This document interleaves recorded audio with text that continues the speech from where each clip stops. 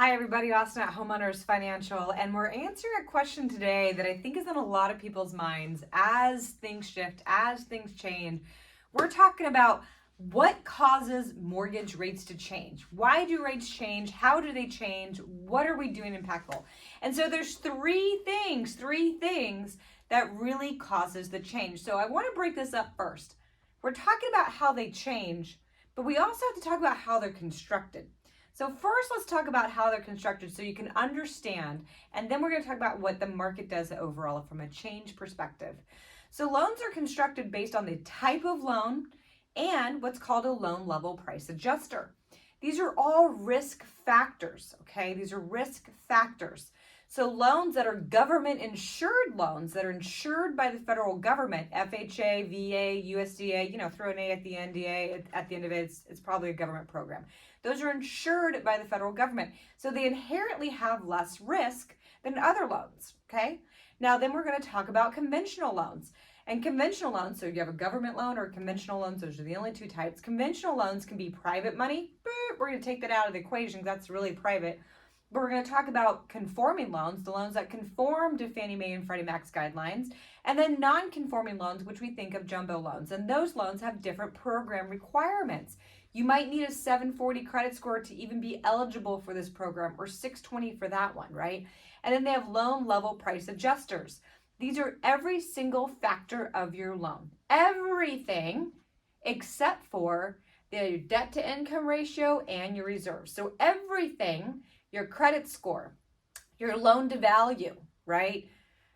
What type of property is, single family, condo, townhome, and then also the occupancy, owner occupied, second home investment, and then the transaction type, purchase, refinance, cash out refinance, buyout loan. So first of all, we got to remember every loan option is based on these parameters. So boop, boop, boop, boop, boop. Let's just put those suckers out of the way and focus on the three things of why and how mortgage rates change. So when we're looking at it from a market changing perspective, oh, rates are up, rates are down, rates are sideways, rates are doing a somersault, whatever they are, there's three factors, right? So there's the overall general economy, right? We hear things of, oh, the GDP changed, or the job reports, or inflation, right? There's the overall general economy. So there's economy factors. There's then what's called policy. Now, policy has been super impactful the past couple years. I mentioned those loan level price adjusters. Well, this year, Fannie and Freddie put in a rule that if you're buying in a high cost area as a first time home buyer, boom, your mortgage is now more expensive because it has a higher loan level price adjuster.